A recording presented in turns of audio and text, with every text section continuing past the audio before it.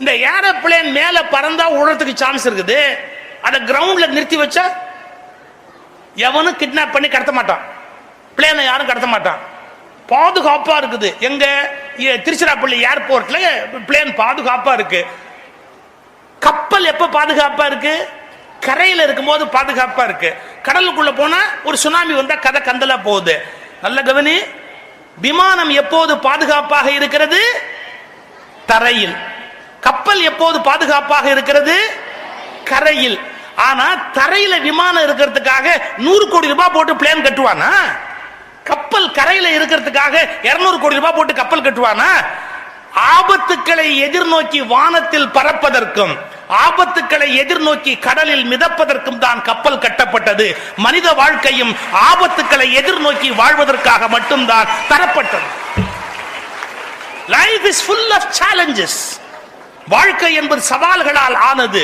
சவால்களை சந்திக்கிற தைரியம் இருக்க வேண்டும். தைரியம்தான் வாழ்க்கை, பயம்தான் மரணம். இந்த 2 வார்த்தையை புடிச்சிட்டியா, நீ மேல எங்க வேணாலும் வந்துடலாம். எதுக்கு கவலைப்படாது? உனக்கு வருகிற ஆங்கிலத்தை அழகா பேசுறதுக்கு பழகு. உன்னை செதுக்கிக்கொள். உன்னுடைய உடலை ஒரு சரியாக்கு. உன்னுடைய வாழ்க்கையை உயர்த்தி கொண்டு போவதற்கு முயற்சி பண்ணு. 2 விஷயம் உன் லைஃப்ல ரொம்ப பயன்படக்கூடிய விஷயத்தை நான் சொல்லிட்டு முடிச்சிடறேன். மிக மிக முக்கியமான 2 விஷயம். நீ வீட்டுல படிச்சுட்டு நல்ல தயாரா போன கொஸ்டின் எக்ஸாமினேஷன் ஹால்ல வரும்போது எத்தனை தடவை எழுதாம வந்திருக்கு? நான் சொல்றது உண்மையா பொய்யா பாரு. நீ வீட்டுல படிச்சுட்ட, ப்ரிப்பேர் பண்ணிட்ட, யூ நோ தி ஆன்சர், உனக்கு ஆன்சர் தெரியும். ஆனா எக்ஸாமினேஷன் ஹால்ல நீ உட்கார்ற, the same question is appearing, அதே question வருது, but you are unable to answer. why? நீங்க வளர்ந்து காலேஜுக்கு போயிட்ட, முடிச்சிட்ட டிகிரி, இன்டர்வியூக்கு போற, வீட்டில் உட்கார்ந்து ப்ரிப்பேர் பண்ணிருக்க, பிரமாதமா ப்ரிப்பேர் பண்ணிருக்க, இன்டர்வியூ ஹாலுக்குள்ள போற, 3 பேர் உட்கார்ந்துருக்கான், ஃபுல் சூட்ல உட்கார்ந்துருக்கான், இன்டர்வியூல 2 கேள்வி கேட்கறான், உனக்கு தெரியுது வரல. எங்களை மாதிரி பேச்சாளர் லைஃப் சொல்லட்டுமா, நாங்க எங்க பேச வரதா இருந்தாலும் கொஞ்சம் வீட்டில் ப்ரிப்பேர் பண்ணிட்டு தான் வருவோம். அப்படி ப்ரிப்பேர்லாம் நல்லா பண்ணிட்டு அந்த மேடைக்கு போய் நாங்க ப்ரிப்பேர் பண்ண போது அவ்வளவு சேகரிச்ச எல்லா விஷயத்தையும் மேடையில டெலிவர் பண்ண முடியாம நான் என்ன ப்ரிப்பேர் பண்ண எல்லாத்தையும் சொல்ல முடியலையே அப்படிம்போம். ஏன்? நான் இப்ப கேட்கிற கேள்வி ரொம்ப சிம்பிள். நீ வீட்டில் படிச்சதை ஏன் பரீட்சையில எழுதல? உனக்கு தெரிஞ்சதை ஏன் இன்டர்வியூல சொல்லல? நீ தயாரிச்சதை ஏன் மேடையில பேசல? இங்க யாராவது எனக்கு ஆன்சர் பண்ணிட்டீங்கன்னா, யாராவது ஒருத்தர் தைரியமா மேடையில வந்து இந்த இடத்துல எனக்கு ஆன்சர் பண்ணிட்டீங்கன்னா நான் 500 ரூபாய் கோபி சார்ட்ட வாங்கி கொடுத்துருவேன்.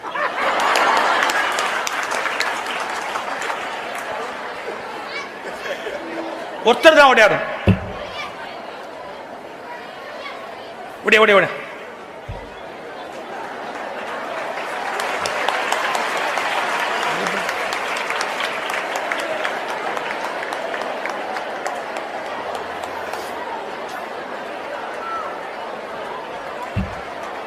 நீங்க கொடுங்க, நீங்களே. உன் பேர் என்ன? பாருங்களேன், விக்னேஷ் அவன் பேர். இந்த விக்னேஷ் இன்ஸ்டிடியூஷன்ல விக்னேஷுக்கு தான் 2 பேர் வந்திருக்கீங்களா? 2 பேர் வாங்க. நீங்க ஆளுக்கு கரெக்டா பாதி எடுத்துன்னு வாங்க. வாங்கிக்கோங்க, கரஸ்பாண்ட் வாங்கிக்கோங்க. அப்புறம் எனக்கு கொடுக்கறதுல கழிச்சுடுவார். பாருங்க, அதான் அவருடைய பெருந்தன்மை. 2 பேருக்கும் தனித்தனியா 500 ரூபாய் கொடுத்துருக்கிறார்.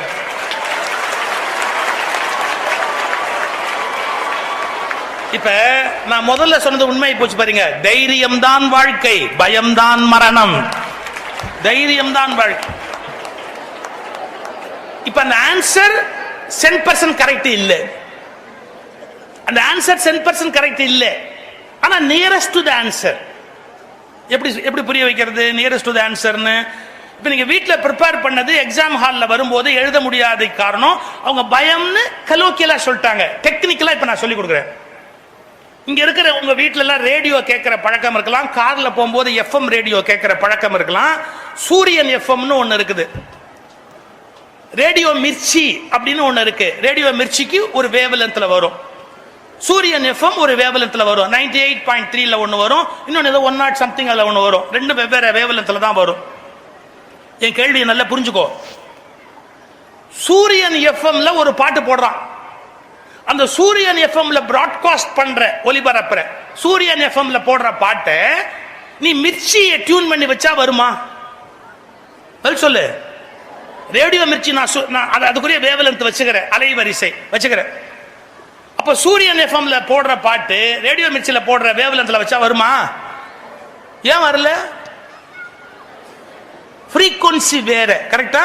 டெக்னிக்கல் பேர் ஃப்ரீக்வன்சி வேற. அவன் ஒலிபரப்புற அலைவரிசை 98.3னா நான் 98.3 டியூன் பண்ணாதானே வரும்.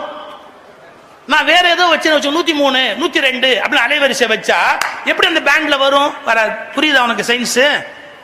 எந்த அலைவரிசையில ஒலிபரப்பாகுதோ அந்த அலைவரிசையிலேயே நீ உன் கருவியை டியூன் பண்ணாதான் அது கேட்ச் பண்ணும். உனக்கு புரிஞ்சிருச்சா அந்த விஷயம்? ரைட். இப்ப சொல்றேன் பாரு, நீ வீட்டுல சப்ஜெக்ட படிக்கிற பாரு, அப்போ உன் மைண்ட் வந்து அது ஒரு வகையான அலைவரிசையில பதிவு பண்ணும். நீ என்ன படிக்கிறியோ அதை உன் மைண்ட் வந்து பதிவு பண்ணும், அதை ரெக்கார்ட் பண்ணிக்கிட்டே வரும். நீ படிக்கிறத அப்படியே ரெக்கார்ட் பண்ணும்.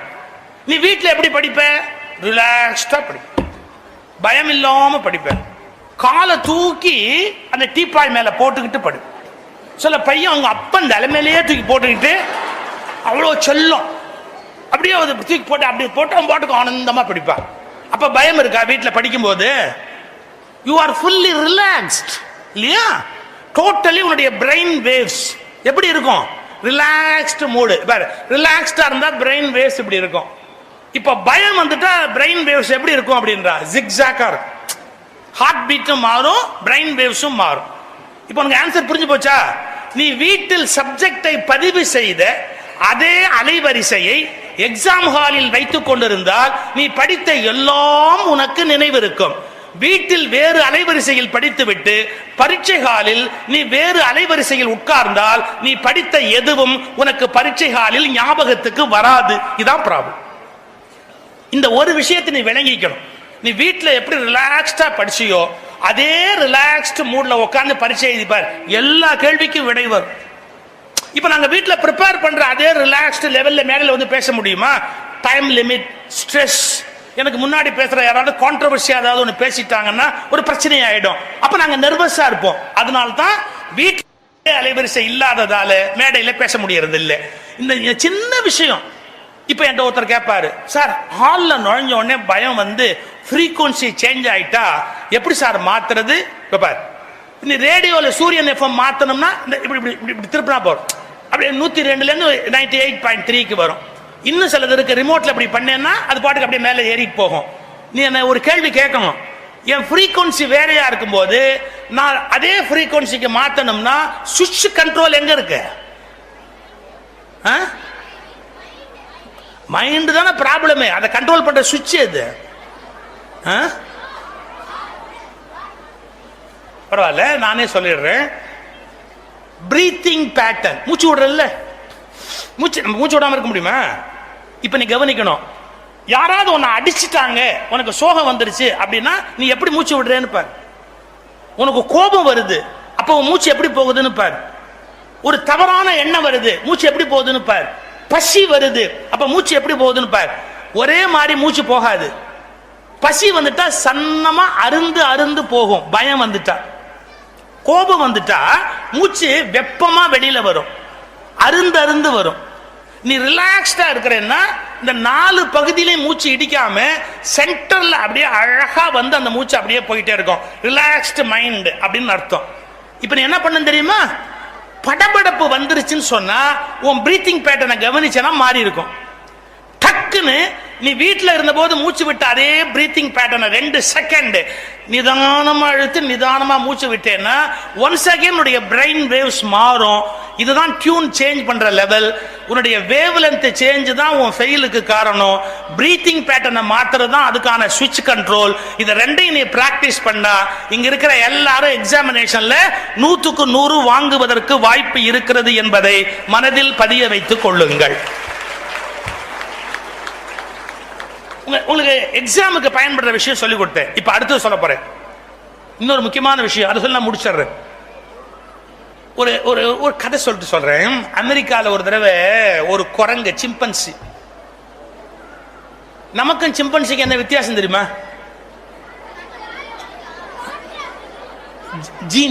ஜீன் லெவல்ல என்ன வித்தியாசம் தெரியுமா?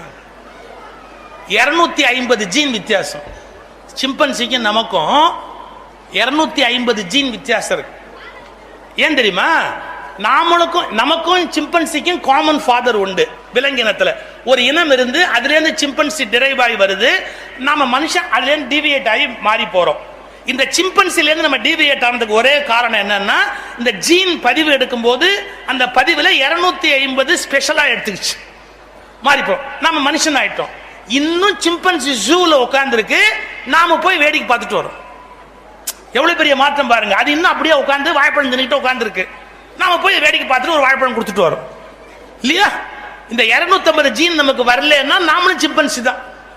நல்ல வேலையா நமக்கு 250 ஒரு ஜீன் வந்தது. இப்ப நான் சொந்த கொஞ்சம் கவனிக்கிறோம். அமெரிக்கால சிம்பன்சியை ட்ரெயின் பண்ணி வச்சிருப்பான். ஹோட்டல்ல சர்வராகவே இருக்கும். ஒரு ஹோட்டலுக்கு போனேன்னு வச்சுங்களேன், மெனு கார்டு கொண்டாந்து இப்படி கொடுக்கும். நீங்க உடனே என்ன ஐட்டம் வேணுமோ நம்பர் 2 அப்படின்னு டிக் பண்ணீங்கன்னா அது நேரா போய் அதை எடுத்து வந்து கொடுத்துரும். அதை சர்வரா வச்சுக்கிறதுல ஒரு சௌரியம், டிப்ஸ் எல்லாம் கொடுக்க வேண்டாம், கரெக்டா கொண்டாந்து. இந்த சிம்பன்சி ட்ரெயின்டு சிம்பன்சிஸ நிறைய வச்சிருப்பாங்க அமெரிக்கால. ஒரு முறை என்ன பண்ணா, ஒரு ஜூவுல இருந்து இன்னொரு ஜூவுக்கு ஒரு சிம்பன்சியை மாத்துறான். அதுக்கு 2 செக்யூரிட்டி போட்டு ஒரு பிளேன்ல ஏத்தி, ஒரு 18 பேர் போற சின்ன பிளேன்ல ஏத்தி 2 செக்யூரிட்டி வேற கூட போட்டு ஒரு பிளேன்ல ஏத்தி அடுத்த ஒரு பகுதிக்கு அனுப்பிச்சான். அந்த பிளேன் ஆக்சிடென்ட் ஆயிடுச்சு. எல்லாரும் செத்து போயிட்டாங்க. அந்த பிளேன் கீழே விழுந்து எல்லாம் செத்து போயிட்டாங்க. ஆனா அந்த சிம்பன்சி மட்டும் தப்பிச்சிருச்சு. அது எதை பிடிச்சி எங்க தொங்குச்சோ யாருக்கு தெரியும், தப்பிச்சிருச்சு. அது சாகல. உடனே இந்த எக்ஸாமினேஷன், அதை இந்த கேஸ் எப்படி நடந்ததுன்னு பார்க்கணும் இல்ல, ஆக்சிடென்ட் எப்படி நடந்ததுன்னு அதை ஒருத்தன் டெஸ்ட் பண்றான். உட்காத்தி வச்சுக்கிட்டு அந்த சிம்பன்சியை ஃபர்ஸ்ட் கொஸ்டின் கேட்டான், இந்த பிளேன் ஆக்சிடென்ட் எத்தனை மணிக்கு நடந்தது? அதுக்கு புரியும், லாங்குவேஜே புரியும். அதுக்கு பேச வராது. தபக்குன்னு இவன் வாட்சை புடுங்கி டைம் செட் பண்ணி காமிச்சது. எத்தனை மணிக்கு ஆக்சிடென்ட் அப்படின்னு டைம் செட் பண்ணி காமிச்சு. இவன் கேட்டான், 7:15 ஆக்சிடென்டா அப்படின்னா. உடனே அது நான் சொல்றப்ப அது சொல்ற மாதிரியே இருக்குல்ல, தெரியும் நீங்க என்ன நினைப்பீங்கன்னு எனக்கு தெரியாத. அடுத்த கேள்வி கேட்டான், ஆக்சிடென்ட் ஆனப்போ உனக்கு செக்யூரிட்டி 2 பேர் போட்டிருந்தமே, செக்யூரிட்டி 2 பேரும் என்ன பண்ணலாம்? அது சொல்லிச்சு, தூங்கிட்டு இருந்தான். அந்த பிளேன் ஓட்டுற பைலட் ஓட்டுறாருல்ல, பைலட் என்ன பண்ணிக்கிட்டு இருந்தார்? குரங்கு சொல்லிச்சு, தண்ணி போட்டுக்கிட்டு இருக்கிறான் பைலட். தண்ணி போட்டாரா பைலட், தண்ணி போட்டாரா அப்படின்னா. சரி, நீ என்ன பண்ண ஆக்சிடென்ட் ஆனப்போ? நீ என்ன பண்ண? அது சொல்லிச்சு பாருங்க, நான் தான் ஓட்டுனேங்குது, நான் தான் பிளேன ஓட்டுனேங்குது. இப்ப அந்த பிளேன் ஆக்சிடென்ட் ஆனதுல ஏதாவது ஆச்சரியம் இருக்கா? ஏங்க, ஒரு குரங்கு ஓட்ட பிளேன் எப்படிங்க பாதுகாப்பா போய் சேர முடியும்? பைலட் ஓட்டி இருந்தா தானே பாதுகாப்பா போய் சேர முடியும். குரங்கு ஓட்டின பிளேன் நான் எங்க வரேன்னு கவனிச்சிங்களா? நம்முடைய வாழ்க்கை என்ற விமானத்தை நம்முடைய அறிவு என்ற பைலட் ஓட்டாமல் நம்முடைய மனம் என்ற குரங்கு ஓட்டுவதால் நம்முடைய வாழ்க்கை விமானம் விபத்துக்கு உள்ளாக. எல்லாம் மனசு சொல்ற, மனுஷன் என்ன சொல்லுதோ அதுபடி. 5 மணிக்கு எந்திரிக்கணும்னு நீங்க அலாரம் வைப்பீங்க. ஐயோ, அதுல டிராமா அட்டகாசமா போடுவீங்க. அம்மா 5 மணிக்கு எழுப்பிடுமா, அம்மா 5 மணி கரெக்டா 5 மணி. ஏதோ அவங்க பரீட்சை எழுத போற மாதிரியும், நீங்க ஏதோ அவங்களுக்கு டீ போட்டு கொடுக்க போற ஆள் மாதிரியும் கரெக்டா 5 மணிக்கு எழுப்பிடுமா, லேட் ஆக்கிடாதம்மா அப்படி. யார் அம்மாக்கு உத்தரவு? அம்மா உடனே சரி சரி சரி சரி. 5 மணிக்கு உங்க அம்மா எழுப்பும் போது ஒரு டிராமா போடுவீங்க பாரு. ஆஹா, அடேடா, இந்த உலகத்துல பத்மஸ்ரீ வாங்கின நடிகர்கள் கூட அப்படிலாம் நடிகர். என்ன, ஒரு 5 நிமிஷம் தூங்கிக்கிறோமா, ஒரு 5 நிமிஷம் தூங்கிக்கிறோமா, அப்படியே அந்த 5 நிமிஷம் தூங்கிக்கிறோமா. உடனே அந்த பெத்த மனம் அப்படியே கொதிச்சு போய், ஐயோ புள்ள தூங்குதுன்ட்டு ஒரு வார்த்தை சொல்லுவாங்க அம்மாலாம். சரியா 5 நிமிஷம் தூங்கணும். அப்புறம் அம்மா எழுப்புவேன், நீ அழாம எந்திரிக்கணும், தூங்கிக்க, ஒரு 5 நிமிஷம் தூங்கிக்க. தூங்க வச்சு அப்படியே அந்த பெத்த மனசு என்ன பண்ணும், 10 நிமிஷம் தள்ளி தான் எழுப்போம். ஐயோ பாவம், இன்னொரு 5 நிமிஷம் தூங்கட்டுமே. எழுப்பின உடனே மறுபடியும் நீங்க ஒரு டிராமா விடுவீங்க, ஒரு 10 நிமிஷம் தூங்கிக்கிறோமா. அம்மா அப்படி பார்ப்பாங்க, என்னப்பா சொன்னா கேட்க மாட்டேங்கிற. சரி, நீ ஒரு 10 நிமிஷம் தூங்கிக்கன்னு சொல்லிட்டு அம்மா தூங்கி போயிடும். காலையில அது தூங்கி போயிடும். இதை விட கொடுமை, 5 மணிக்கு அலாரம் அடிச்சா சில பேர் அவனே திருப்பி அடிச்சுடுவான். அது அலாரம் வச்சிருப்பான், அடிச்சா திருப்பி அடிச்சுடுவான். இப்ப என்னாச்சு, 5 மணிக்கு எந்திரிக்கணும்னு நான் பிளான் பண்றேன். எந்திரிக்கிறேன்னா காலைல எழுந்து பரீட்சைக்கு படிக்கலாம்னு நினைக்கிறேன். படிக்கிறேன்னா இப்ப சொல்றத கவனிச்சியா, 5 மணிக்கு அலாரம் செட் பண்ணது யாருப்பா? 5 மணிக்கு எந்திரிக்க அலாரம் செட் பண்ணது யாரு? அதை திருப்பி அடிச்சது யாரு? எந்த பைத்தியமாவது பண்ணுமா தானே செட் பண்ணி தானே திருப்பி அடிக்குமா? இன்னைக்கு நான் சொல்லிட்டு போறேன் பாரு, கொஞ்சம் யோசிச்சு பார்த்தா நமக்கும் பைத்தியத்துக்கும் அதிக வித்தியாசம் கிடையாது. ஏதோ நம்மளெல்லாம் ஆஸ்பத்திரியில் சேர்க்கறது இல்லையே ஒழிய கிட்டத்தட்ட அதுங்க என்னென்ன பண்ணுமோ அத்தனையும் நாமளும் பண்ணிக்கிட்டே தான் இருப்போம். 5 மணிக்கு எந்திரிக்கணும்னு அலாரம் செட் பண்ணோம், திருப்பி 5 மணிக்கு அலாரத்தை டக்குன்னு திருப்பி அடிச்சா எப்படி கண்ணு ஓடும்? அது போச்சு. இப்போ நான் ஒரு கேள்வி கேட்கட்டுமா? நான் ஒரு பாலிடெக்னிக்ல கேட்டேங்க, பிள்ளைங்க வந்திருக்கேன் பாலிடெக்னிக்ல, பேசும்போது கேட்டேன், தம்பி 5 மணிக்கு அலாரம் வைத்த நான் யார்? திருப்பி அதை அடித்த நான் யார்? அடித்தது யார்? நான். அடித்தது யார்? நான். நான் உடனே அடுத்த கேள்வி கேட்டேன், இதில் எந்த நான் நிஜமான நான்? ரொம்ப தத்துவமா கேட்கிறேன், எந்த நான் நிஜமான நான்? இந்த பையன் சொன்னான், நான் அவன் இல்லை, நான் அவன் இல்லை, முஷ்டா நான் அவன் இல்லை. கண்ணு அதான் உண்மை. அலாரம் வச்ச நான் திருப்பி அடிச்ச நான் ரெண்டா டிஃபரெண்ட். நீ நினைச்சுக்கிட்டு இருக்க நமக்குள்ள ஒரே நான் இருக்குன்னு.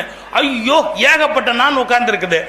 நான் ரொம்ப சிம்பிளா சொல்லி கொடுத்துட்டு போறேன். நமக்கு கான்சியஸ் மைண்ட்னு ஒரு பகுதி இருக்கு, சப்கான்சியஸ் மைண்ட்னு ஒரு பகுதி இருக்கு. சப்கான்சியஸ் மைண்ட் வந்து தன்னுணர்வற்றது, அது இஷ்டத்துக்கு என்ன வேணாலும் செய்யும். நீங்க கான்சியஸ் மைண்ட்ல எந்திரிக்கணும் முடிவு பண்ணீங்க, சப்கான்சியஸ் மைண்ட்ல மணி அடிச்சோட திருப்பி அடிச்சிட்டீங்க. இப்ப என்ன தெரியுமா புரிஞ்சுக்கணும், கான்சியஸ் மைண்டை டெவலப் பண்ணாதான் வாழ்க்கையில ஜெயிக்க முடியும். சப்கான்சியஸ் மைண்டோட இஷ்டத்துக்கு விட்டுட்டீங்கன்னா உங்க லைஃப் அது போக்குல போயிடும். எல்லாரும் தோத்து போறதுக்கு காரணம் தான். இந்த ஜனவரி 1ஆம் தேதி வந்தா தம் அடிக்க மாட்டேன் என்னமோ சபதம் எடுப்பான், 3ஆம் தேதி விட்டுருவான். ஏன்டா? முடியல சார், முடியல சார். இது கான்சியஸ் மைண்ட் சபதத்தை எடுக்கும், சப்கான்சியஸ் மைண்ட் சபதத்தை நோக்கி தள்ளி வேற பக்கம் கூட்டிட்டு போயிடும். நீங்க ஒன்னே ஒண்ணு புரிஞ்சுக்கங்க, இப்ப உங்களுக்கு புரியாது, ஆனாலும் யாரோ ஒருத்தன் வந்து இதை சொல்லிட்டு போறான்னு ஞாபகம் வச்சுங்க. நம்முடைய கான்சியஸ் மைண்டை விட சப்கான்சியஸ் மைண்ட் பவர்ஃபுல்லா இருக்கிறதால சப்கான்சியஸ் மைண்ட்ல விழற எண்ணங்கள் வெற்றி தரும். அது நல்ல எண்ணங்களை சப்கான்சியஸ் மைண்டுக்கு கொண்டு போடும். இவ்வளவுதான் என்னால இப்ப சொல்ல முடியும். அந்த வாய்ப்புக்கு அதான் என்னால சொல்ல முடியும். ஒரே வார்த்தை. அமுத பாரதின்னு ஒரு கவிஞர் எழுதினாரு, இந்த காட்டில் எந்த மூங்கில் புல்லாங்குழல் அப்படின்னு ஒரு கவிதை. ஒரு 100 எம்எல்ஏ இருக்கும்போது இந்த காட்டில் எந்த மூங்கில் புல்லாங்குழல்னா யாரு மந்திரியா போறான்னு அர்த்தம் இல்லையா? அது மாதிரி மாணவர்களை பார்த்து இதே கேள்வி கேட்கிறேன், இந்த காட்டில் எந்த மூங்கில் புல்லாங்குழல்? இல்ல யாரு இன்ஜினியரா போறா? ஐயாவுடைய கனவு, விருதாஜன் ஐயாவுடைய கனவு அதானே, top engineers, top lawyers, top doctors இந்த ஸ்கூல்ல இருந்து வரணும் ஆசைப்பட்டார்ல. இந்த காட்டில் எந்த மூங்கில் புல்லாங்குழல்? இதான் கேள்வி. இதுக்கு எனக்கு வர வேண்டிய